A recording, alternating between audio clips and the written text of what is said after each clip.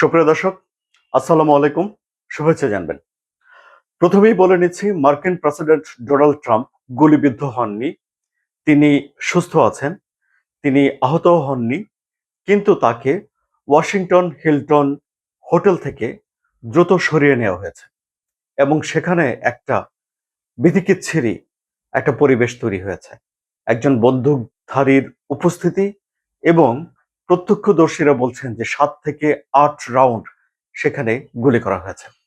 আপনারা জানেন যে এর আগে নির্বাচনী প্রচারণা চালানোর সময় ডোনাল্ড ট্রাম্পকে গুলি করা হয়েছিল এবং তার কানে গুলি লেগেছিল। ফলে সেখানে নিরাপত্তা ব্যাপকভাবে কড়াকড়ি করা হয়েছে। তারপর ডোনাল্ড ট্রাম্প তার নিজের মালিকানাধীন সামাজিক যোগাযোগ মাধ্যম সোশ্যাল ট্রুথে একটা স্ট্যাটাস দিয়েছেন, যে স্ট্যাটাসে তিনি বলেছেন যে বন্দুকধারীকে গ্রেফতার করা হয়েছে। তাহলে এটা হলো সংক্ষেপে ঘটনা। এবারে আপনাদেরকে বিস্তারিত জানাই। হোয়াইট হাউস ডিনার নামে একটা অনুষ্ঠানের আয়োজন করা হয়েছিল ওয়াশিংটন হিলটন হোটেলে। এই হোটেলের ভূগর্ভস্থ মানে মাটির নিচের একটা বড় হল রুমে এই অনুষ্ঠানের আয়োজন করা হয়।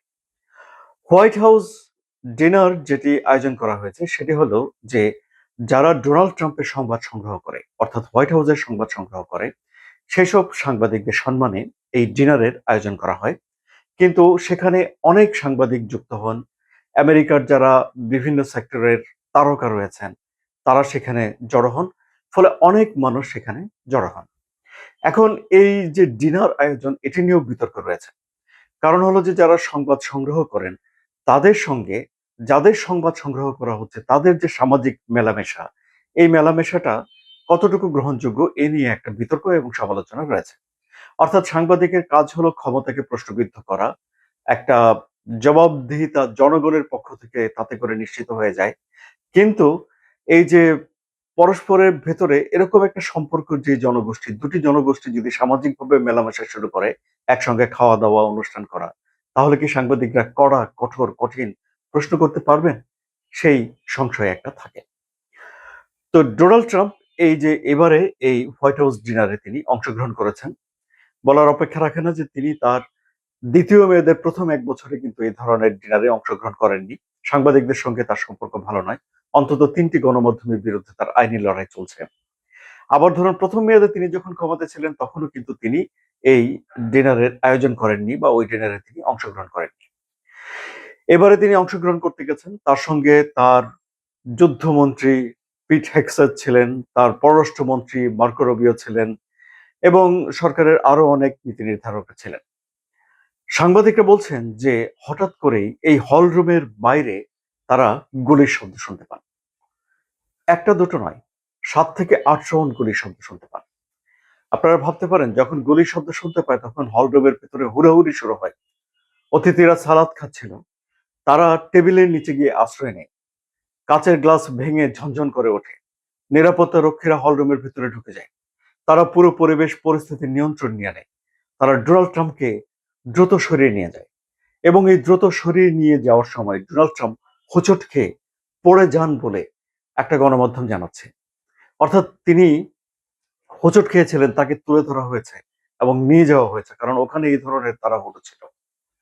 ফলে সেখানে একটা জটিল পরিস্থিতি তৈরি হয়েছে এবং ডোনাল্ড ট্রাম্পকে দ্রুত সরিয়ে নিয়ে নেওয়া হয়েছে।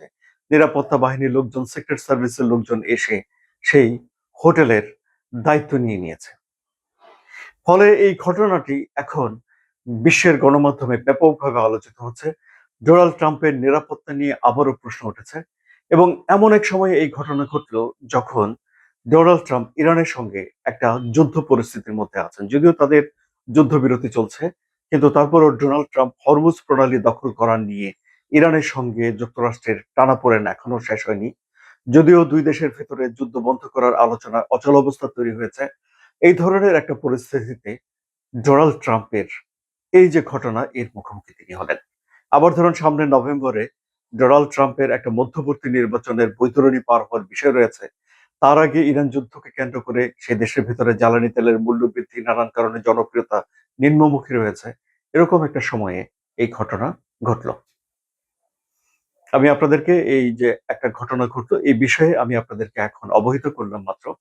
এরপরে এই ঘটনার কি ব্যাখ্যা বিশ্লেষণ হয়, সেগুলো নিয়ে আরো একটা কন্টেন্ট আজকে দিনের কোনো এক সময়ে আমি করব আশা রাখছি। আপাতত আপনাদেরকে প্রাথমিকভাবে এই ঘটনা সম্পর্কে জানালাম। আলোচনা কেমন লাগলো? যদি ভালো লাগে তাহলে সাবস্ক্রাইব করে চ্যানেলের সঙ্গে থাকবেন। ধন্যবাদ সবাইকে।